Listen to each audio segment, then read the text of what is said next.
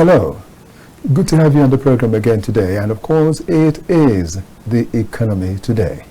And this day, we are taking a look at something else altogether, really, because it still has to do with the economy, but then it's not the general things we've been looking at all this while on the economy. Why I'm saying this is that we're going digital. We are looking at certain things that have to do with IT and all that. And, it's new, let me use the word, relatively new in Nigeria for you to talk about having IT in the economy. But recently, quite of recent, we've had the minister saying something, minister that's in charge of all that in Nigeria, saying that in the next 5 to 10 years, that sector will bring in a whole lot into, let's say, they'll bring a lot onto the table of economy. And so someone that knows about this is the fellow I have with me today to discuss this, and from his own point of view, from his own perspective, he will tell us how the economy can be made better with IT. And so today you'll be hearing me discuss with someone that, as I said, is important as far as this matter is concerned. He is an inventor indeed, and a lot more. I tell you, he's also a young man. So many beautiful things will be happening. Let every young fellow stay around and watch, because you will go at the end of the day with something that is solid for yourself. Okechukwu Onubogu, by the way, is my name, and I'll be getting on to talk with the guest, and I will let you know who he is eventually. But I'll just mention his name. He is Dr. Ugochukwu Ikpeazu. I will tell you more about him. But first of all, let me not forget to tell you that he is a digital systems inventor. So that shows you it's a serious matter. But before we go into all discussions with him, let's look first at our newsbeat. It still has to do with IT. AI data center may hit $200 billion in 5 years. The cost of building the world's most advanced AI data center could reach $200 billion within the next 5 years, according to a new study by researchers from Georgetown University, Epoch AI, and the RAND Corporation. The report, which examined the global growth of AI supercomputers from 2019 to 2025, warns that the scale of computing required to stay competitive in artificial intelligence is accelerating rapidly, and so are the costs. Driven by massive investment, companies have been scaling up their AI supercomputers to handle increasingly complex training runs. If the observed trends continue, the leading AI supercomputer in June 2030 will need 2 million AI chips, cost $200 billion, and require 9 gigawatts of power, the report stated. Power consumption and hardware costs are doubling at a striking pace. According to the study, hardware costs for top AI systems have grown by a factor of 1.9 each year, while power demands have increased by 2.0 times annually. While breakthroughs in chip manufacturing and mega investments such as the $500 billion project Stargate may help keep hardware and funding on track, the escalating energy requirements pose a more difficult challenge. Powering the next frontier of AI will stretch current infrastructure to its limits, the researchers said, suggesting that decentralized training methods might be needed to spread the load across multiple global locations. AI data center may hit $200 billion in 5 years. The cost of building the... And that's a bit of talk this day, things that have to do with IT, and that's why you've had that on our newsbeat this day. Okay, I still have a lot, we want to bring in, but first of all, let me say, let's see him. Let's see him. Let me introduce again Dr. Ugochukwu Ikpeazu. He is a digital systems inventor. Good to have you in the studio, sir. Thank you so much for having me. It's a pleasure. Right. Looking at what we have this day, it has to do with digital inventions and all that, and innovations and all that. And we want to find out how these things can make the difference in the lives of our people. Looking at our topic for today, really, it will show you a lot more. It says technological development and innovation. You know, it's technological development and innovation. If you look at this, you see, with the way we've mentioned it, we are looking at what is coming up and what is expected to be growing to a higher height. And you, being an expert in this field, we want you to talk about it a bit. But before we do all that, for once, let me ask this question. Who is Dr. Ugochukwu Ikpeazu? Well, thank you so much, Mr. Okechukwu, for having me, of course, and for the opportunity to share about these ideas. So this is a great starting question, and I'll tell you a little bit, about my experiences and the things that have inspired me and brought us to this point. So from the earliest moment that I can remember, I've always been interested in how things worked, understanding how little devices around me functioned. I remember sometimes I would take these devices apart and try to put them back together. Sometimes successful, sometimes not so much, but thank God my parents were patient through those early stages.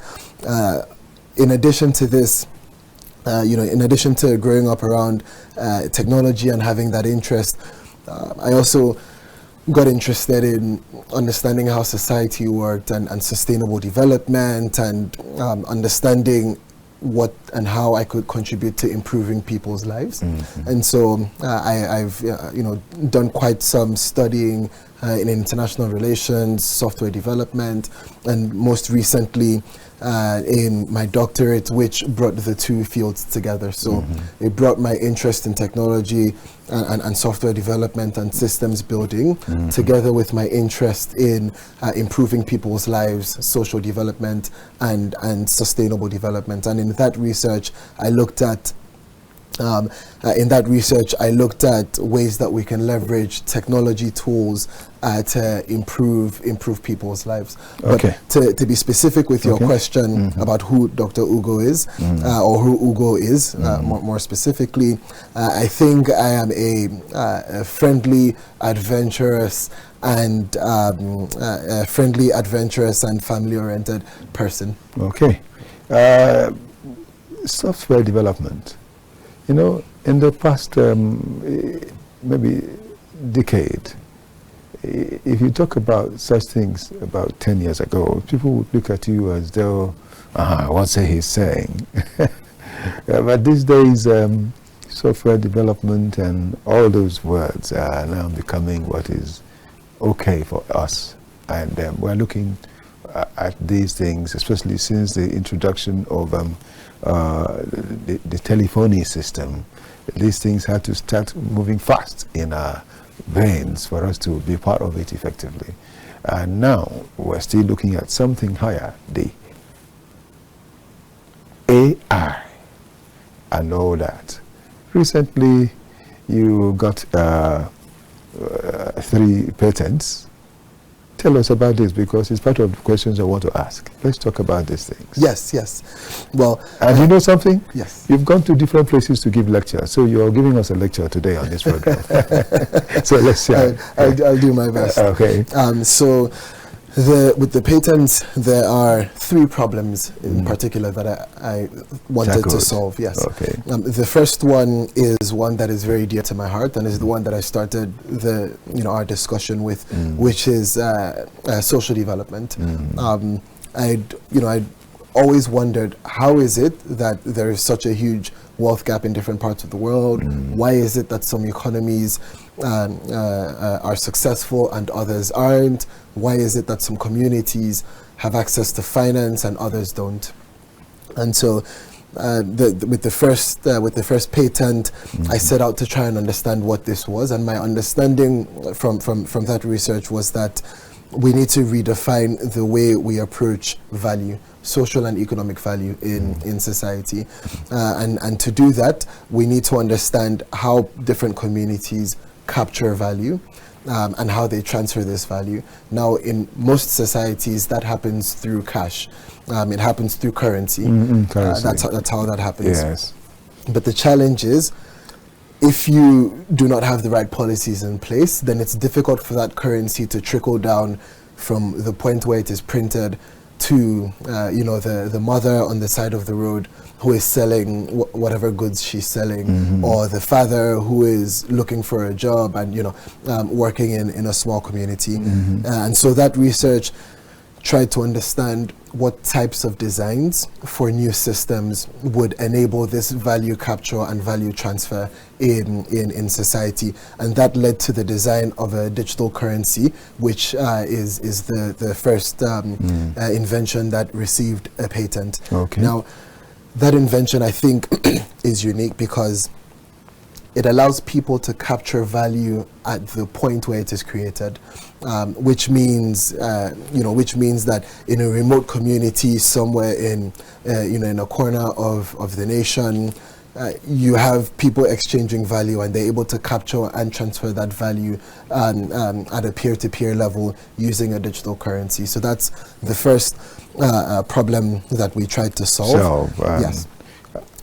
The second problem is very closely related to that, and it's about how we regulate, or not just regulate innovations, but create regulations that support innovation. And this ties into a really long-standing problem where innovation has always outpaced regulation. We always have new technologies coming out, new ideas, and they're deployed. But then the regulations are, unfortunately, and this is not specific to Nigeria, but the regulations don't then come out quickly enough. Now, the challenge with this is you may not be protecting consumers as much as you should or could.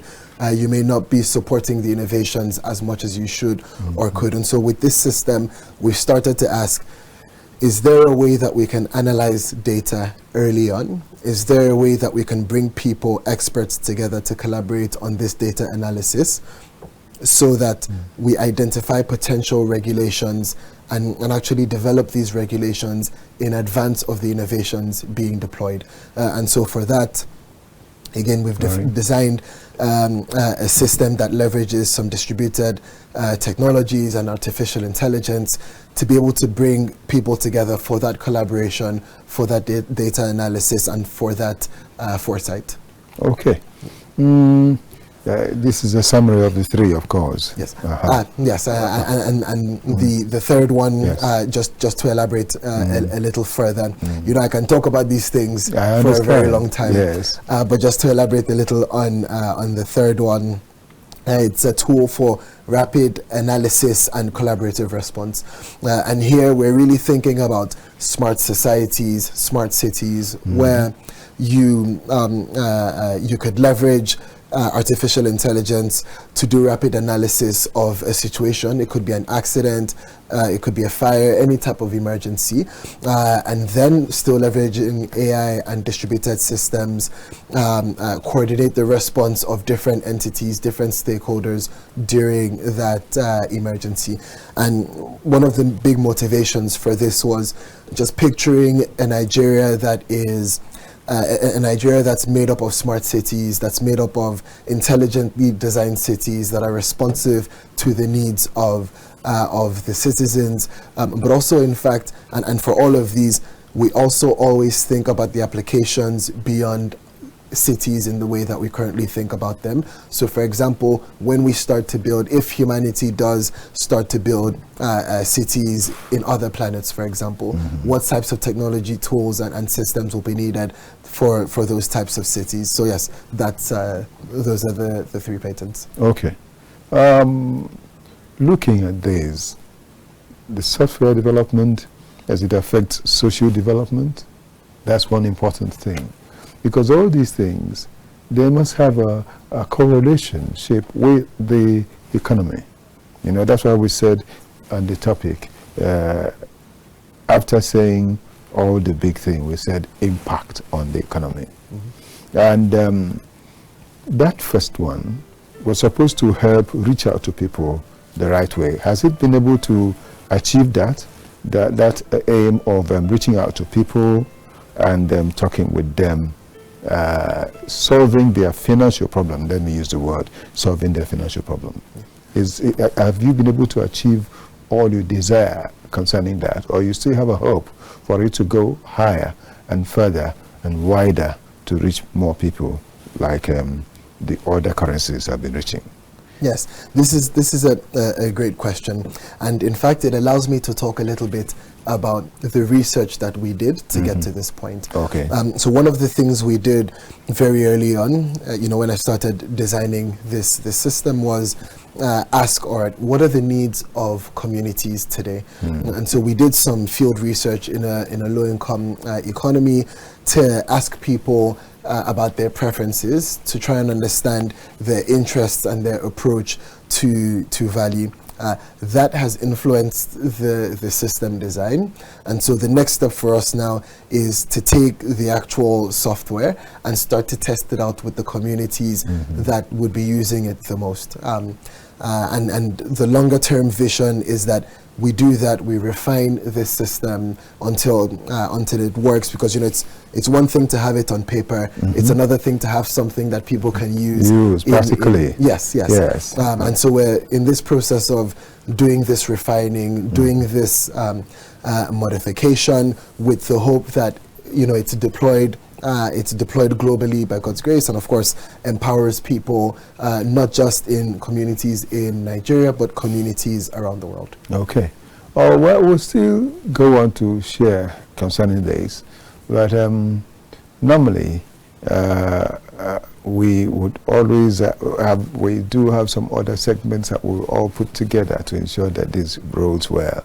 And at a time like this, I would want to bring in what has to do with the news from our business news. Let's just take a bit of that and we'll return to you, because you are the only guest I have, the sole guest for today, and so you tackle all the questions I'll bring forth. I hope you'll be glad to do that. Looking forward. Okay, let's take it from the business news. Central Bank of Nigeria, CBN, has raised a total of 1.008 trillion naira at its open market operations, OMO, auction. The outcome followed overwhelming investor demand that created a 102% oversubscription, confirming CBN's aggressive monetary tightening approach aimed at reducing excess liquidity and controlling persistent inflationary pressures despite high interest rates and a record high cash reserve ratio. Initially offering 500 billion naira across two maturities, the auction attracted nearly 1.4 trillion naira in total bids as investors sought to benefit from high-yield government instruments amid rising inflation and expanding money supply.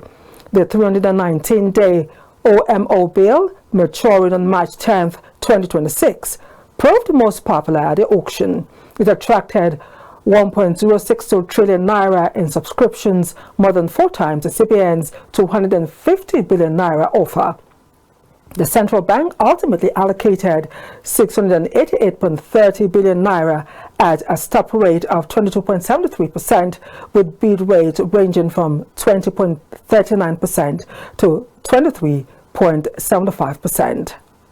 The International Monetary Fund has called for transparency in Nigeria's oil sector to ensure the gains from fuel subsidy removal are not lost to inefficiencies and opacity, but delivers more resources into government coffers and better livelihoods for the citizens.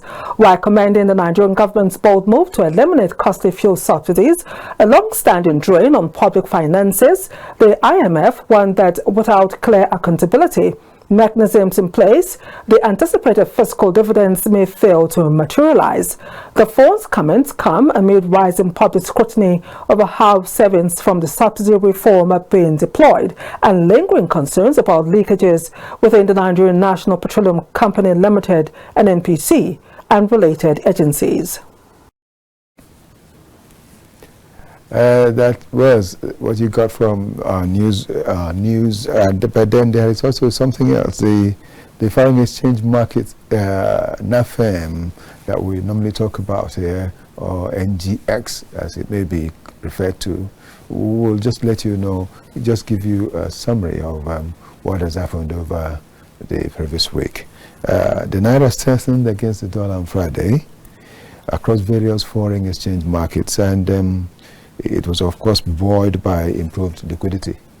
And at the Nigerian foreign exchange market, the one I had earlier mentioned, I said NFEM or NAFEM or whatever we would just decide to call it. The Naira closed the week steady at 1,599 in June 2030. Naira 54 kobo. And that was on Friday, and marking the end of 4 trading days according to data from the Central Bank of Nigeria. And the figures reflected a slight improvement compared to the previous week, and that previous week's closing the rate was quite slightly different from what we had, and that was 1,599 Naira 79 kobo. So it was just a 79 kobo and 54 kobo, so that there was just slight difference. And in the parallel market, often referred to as the black market, of course, the Naira also remained steady, closing at 1,605 Naira, a rate it had consistently maintained since Wednesday. So at least we have had something serious, something steady for days, and it worked for us this time. We hope that we'll continue to have it that way. And natural fact, not just having it that way, getting it lower so as to help the economy of everyone in the country.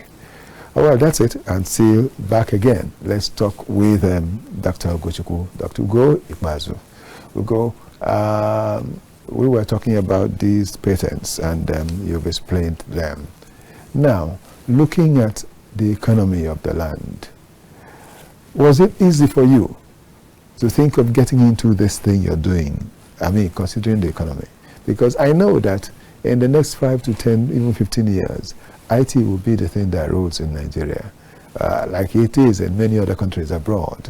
But here, it's not that easy, based mainly on the fact that the economy is not smiling, you know? And so human beings will consider, first of all, if I get into this, will I be able to get what will help me take care of my family? If I get into this, would I be able to feed out of it? Or would it just be, I'll be doing this and I'll still be begging, be a pauper while doing this? And this is something that is great, as I mentioned, that the minister has mentioned, that in the next 10 to 15 years, 5 years, that IT will be bringing a lot to the table of the economy of Nigeria. Has it been easy for you? And should it be easy for people to do it in this country now? Or do you advise that they keep it aside for till the next 5 years? Or do we do it? So this is a great question. Yes. And the short version is, if anyone that's not investing, whether as an individual or as or as a nation, yes, anyone that is not investing, and it's not about investing money but also time and effort. Anyone that is not investing in these immediate years is going to be left behind in 5 years' time. Oh, yes. And I say this to give you the longer version. I say this because the world is going through a very important technology revolution at the moment. We're seeing the emergence of fantastic new technologies. We're seeing the evolution of some existing technologies. And all of these it's not about the technology for technology's sake. It's about what we can do with the technology to solve problems. It's about the ways we can leverage these tools to improve our lives. So from that perspective, I always encourage people to understand how the technology works, understand how you can use these as tools, understand the impact that it has on your sector or on simply just your interests, even if recreational, because it's critical. Yes. Now, specifically to your point, when I feel personally that when you're passionate about something, it allows you to push through many of the challenges. I mean, Nigeria has tremendous potential in many different sectors. We have a very young population. We have a very motivated population, a very driven population. But also, if you just look at the way sectors evolve in Nigeria, you also see that it's a very intelligent population that's able to learn things fairly quickly. And so I believe that this is a good time, at least speaking personally, I believe that this is a good time to really get engaged in building in Nigeria, because of course, there's a potentially very high uptake for new ideas, new solutions, and that means that things could grow things could grow fairly quickly and fairly big, but also means that you can really deploy solutions and get them to scale, get them into the hands of the people that need them fairly quickly. So, I do recognize that, of course, there will be some personal challenges. Speaking from experience, there'll be days where you feel like, I want to be able to pay my bills. I want to be able to meet whatever personal or professional needs that I have. But that resilience is important, not just because you're taking a big risk and there's a lot of potential in the future, but also because you can learn a lot from these challenges. You can learn a lot from the difficulty that we see in our environment. But importantly, and I'm sure we all know people that have worked in Nigeria and worked in other places. If you can make it in Nigeria, you can make it anywhere. This is really a unique economy, a unique environment. It does have its challenges, but it has a lot. It really has a lot to offer, and I think that's what I have. Okay, it really has a lot to offer. So in actual fact, this is a kind of giving hope to any young person who is IT inclined, thinking again that maybe because of this I won't be able to do this, let me just drop it for now. You're asking such a person, don't drop it, keep doing it. And you have spoken from personal experience, as you said, so you must have gone through some stress that way, but then thank God you have overcome. And there is a company. What is the name of that company again you are the CEO of? Hudson Nigeria Limited. Hudson Nigeria Limited. And you have gone, or you will still be going outside the country. Some of the time you find out people who are highly innovative, create things, and step out of the country, and the thing leaves us and becomes exported and remains out there, maybe visiting your products, visiting Nigeria, but then being better utilized outside than here. I know that it's better understood, better appreciated outside the country. Do you have a program of stepping out and not returning? No.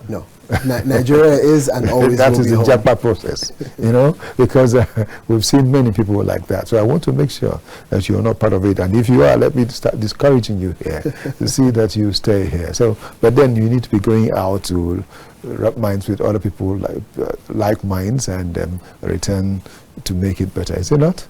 Yes. So I think a very important part of the work that anyone does is knowledge sharing. And this is important, and it happens in many different forms. It's very important for innovators in Nigeria, for leaders in Nigeria, for financiers. It's very important for people to be exposed to what's happening in other parts of the world, so that we can learn from how other people are solving problems, because many of the problems we have are not unique to us. Yes, other people have gone through these problems. Some of them are still struggling with them. Some of these other nations have solved the problems already, and so if we can learn from their experiences, it makes a difference. But in addition to learning from others' experiences, it's important for us to also share the way that we've solved some of our own problems, because there are areas where we've been more successful than others in solving problems. And so it's important for us to share this. I think not only from from an innovation perspective or from a knowledge sharing perspective, but I think also from an image perspective, right? It's diplomacy in the end, and it's very important diplomacy that we also share the ways that we are solving problems and the way that we're approaching things with our unique innovation. And I think this exposure can come in many forms. It can come through conferences. It can come through, partnership collaborations if you're a business, or partnership collaborations at the government level, study exchanges. It can even come through film and media. So it's there are many different ways that it can happen. Okay, some time ago, under the administration of Chief Olusegun Obasanjo, there was an innovation that came up then, and it shook the world, I must say, because it helped Nigeria to get much better, financially speaking rather. And I am talking about the fact that there was a man, Professor Charles Soludo, that came into the banking sector. He was brought in from abroad by Obasanjo, and he came and revolutionized everything. I knew that they called him severally from here to other countries abroad to come and tell them the secret, what he did. And so he went, and he helped this country a whole lot. And after him, the one that is the Emir of Kano, Sanusi, also did further revolutionization of the banking system, and a lot has happened, and this has helped businesses in this country, because before then someone will have 5 million naira, he will open a bank. But by the time they came, everything changed, and that's why money, people's monies, have remained growing in the country, irrespective of the economic turbulences that we have gone through. Now, why I'm saying this, you have come up with a great innovation.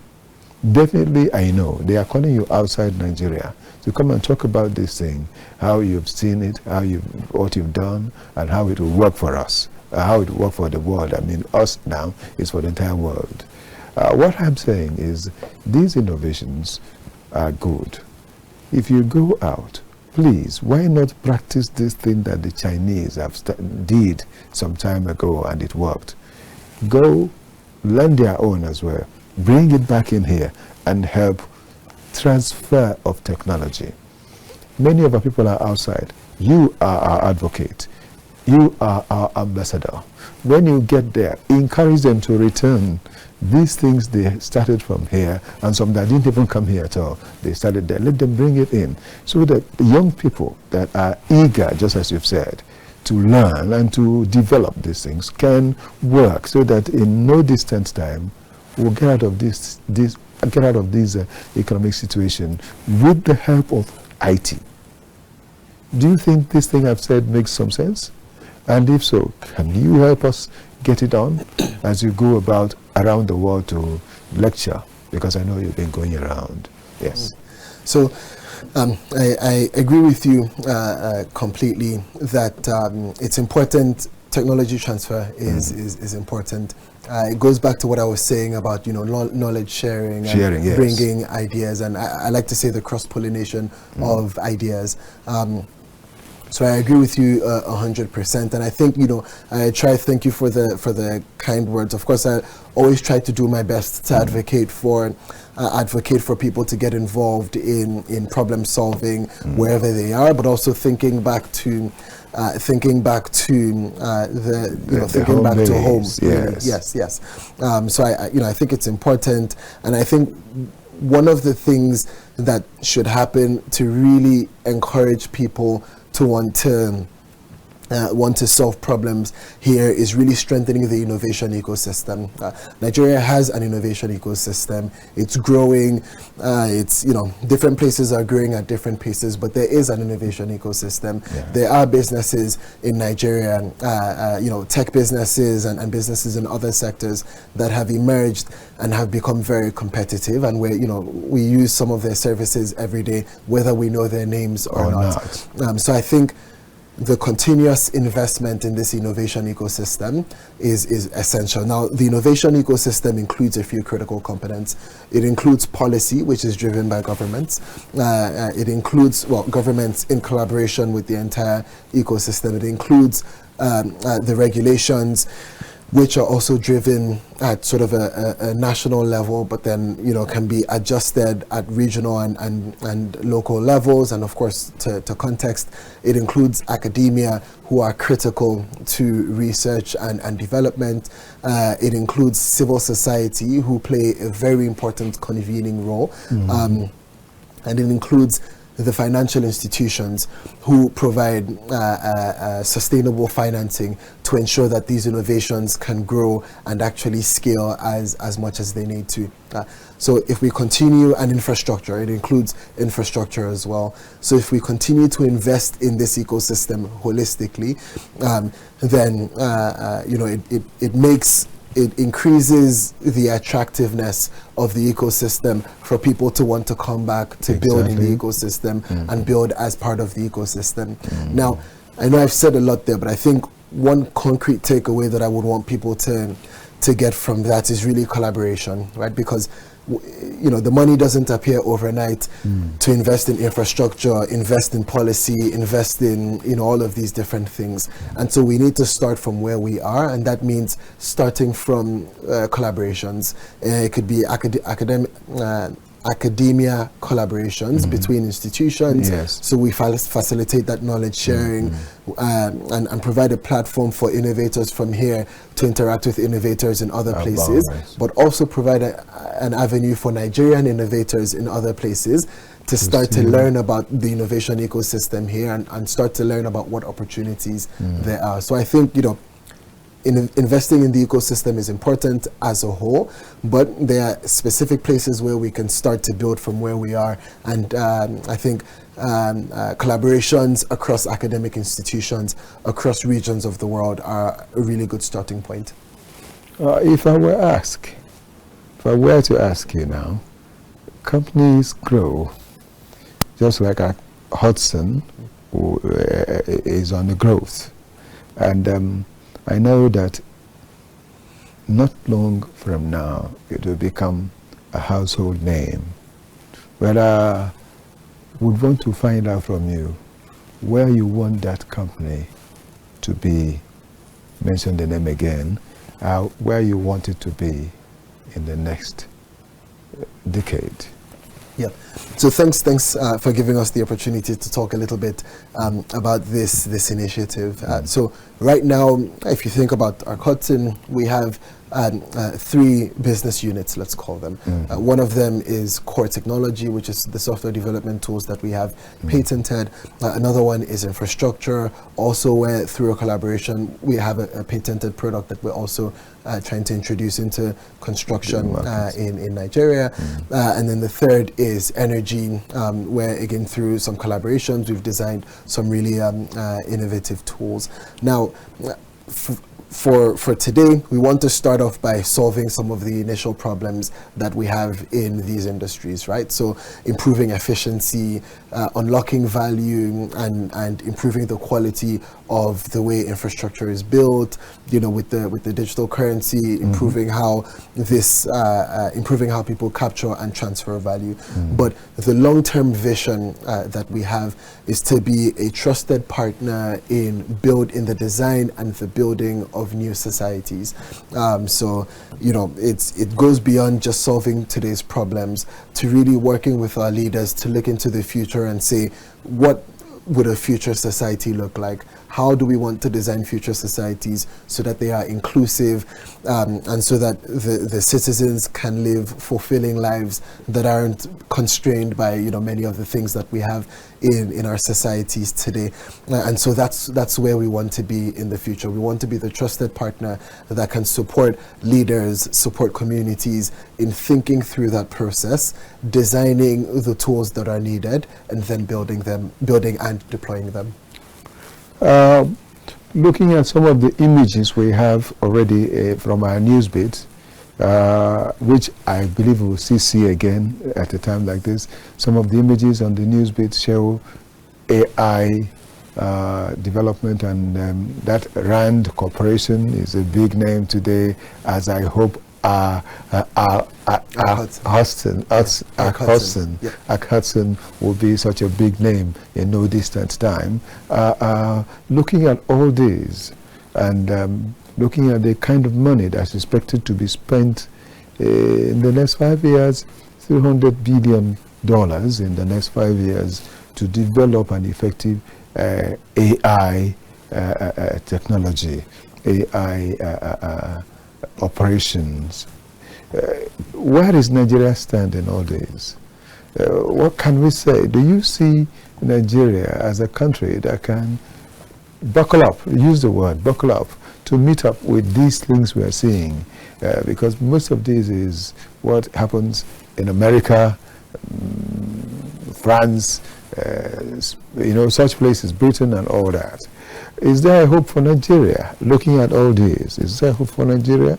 So this time, of course, you would need to have something to tell the government. Yes. So I'm really happy that you bring this point up, because I remember that when that announcement was made by the U.S. administration, I wrote a small opinion piece about it.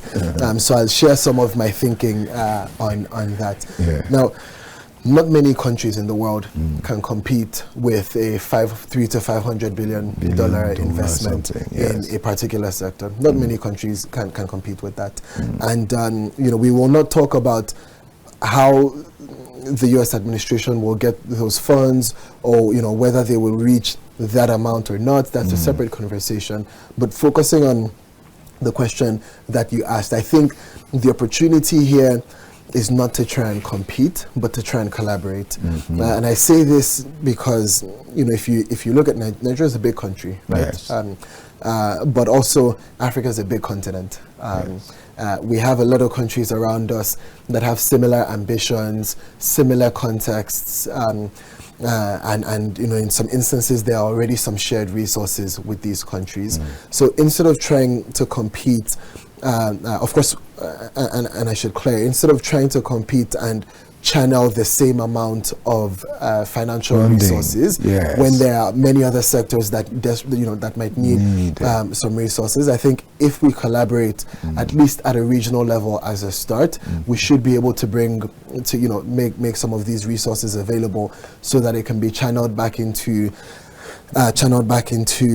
technology development, ecosystem development in Nigeria and in the region. But there's also something important that's happening with this investment that should happen in the US.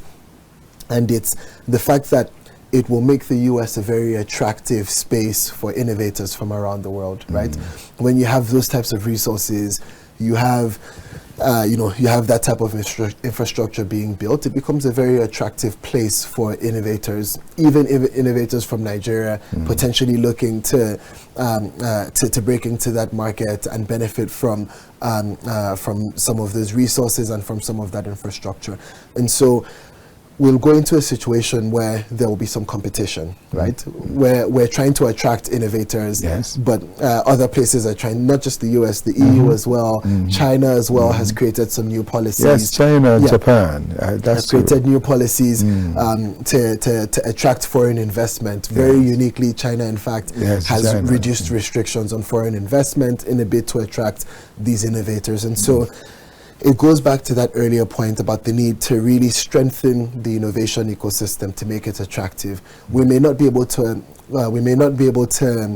to offer, the same amount in hard dollars, but we might be able to offer technical expertise. We have great research institutions. We might be able to offer some of that. We might be able to offer some of the scaling potential, because it's also a very big market. There's potential to reach many different consumers, so we might be able to offer that.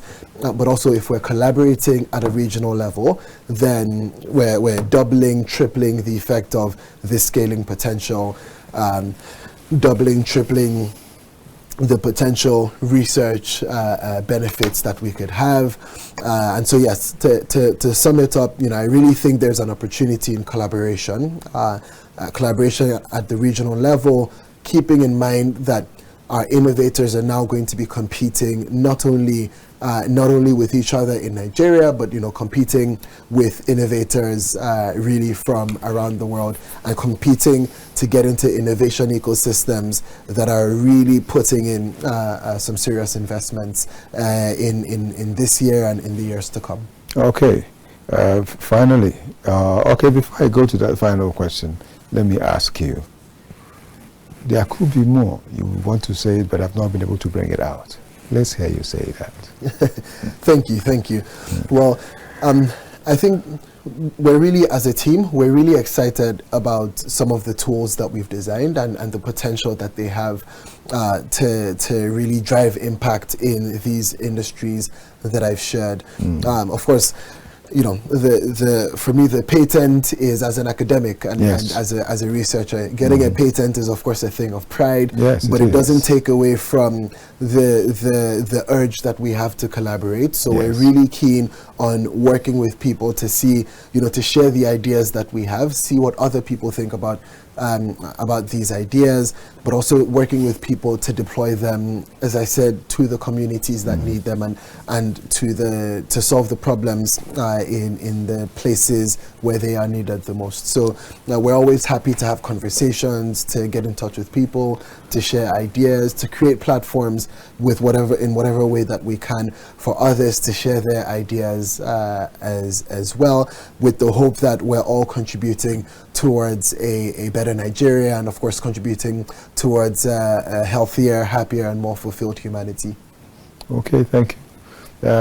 These collaborations, of course, would include what has to do with even financial collaborations, because when some of these ideas, these innovations are not financially backed up, you see that they fizzle away somehow, fizzle out somehow after some years. But when there is effective financial backing with some, from some other collaborators, it will grow. We hope that KAFTAN would have these collaborators effectively, because we know that what you have is good. From all you've said, it's all good. And I want to say congratulations to you and to the company as a whole, hoping that when we will get to have you here again, you'll be able to tell us a whole lot more that has happened to KAFTAN and to Dr. Ikpeazu. Thank you. I want to thank you so much for being part of what has happened. On a final note, I want you to look into the eye of the viewer, the young viewer, and encourage this young viewer that's interested in bringing out the things that have to do with technological development. Give them the encouragement they need. Give him or her the encouragement she needs to stay and fight on, because there must be light at the end of the tunnel. Yes. Well, thank you for the opportunity, and I really speak from the heart when I say that we face some challenges in the country, whether it's economic, social, but having spent some time in other places, I can tell you that these challenges are not unique to Nigeria. Okay. Of course, there are different opportunities in different places, and of course, people must in life. You should take advantage of opportunities as they come. But I do want to say that there's a lot that Nigeria has to give. There are a lot of opportunities.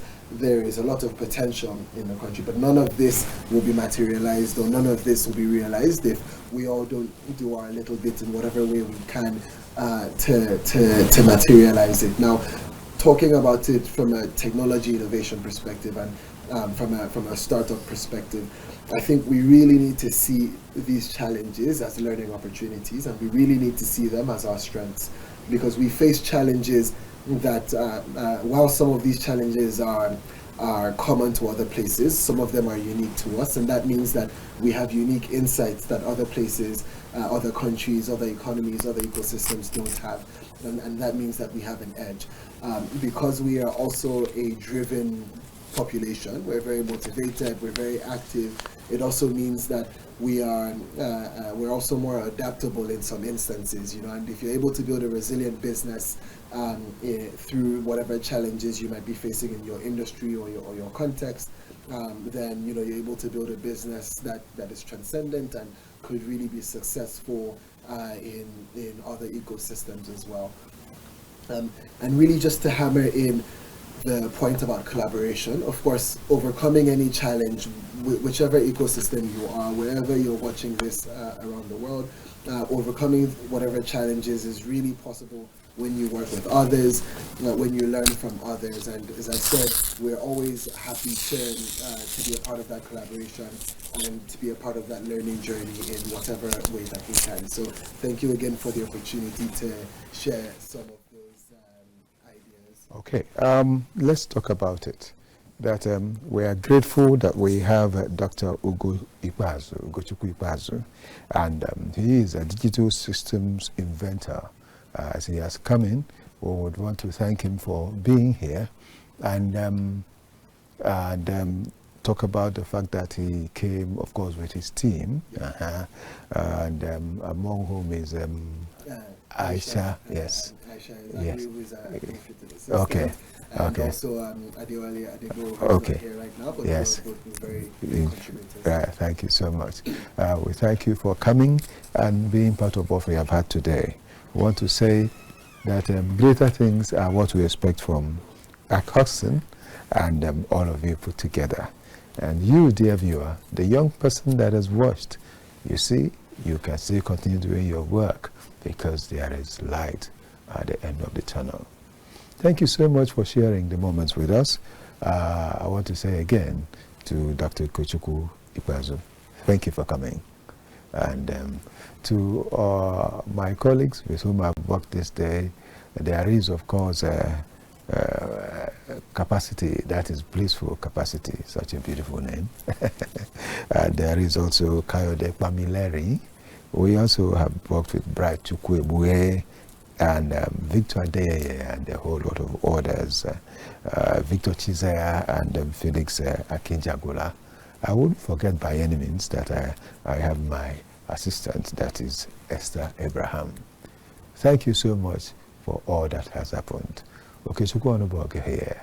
I will keep saying, may the best happen to all of us all the time. See you again.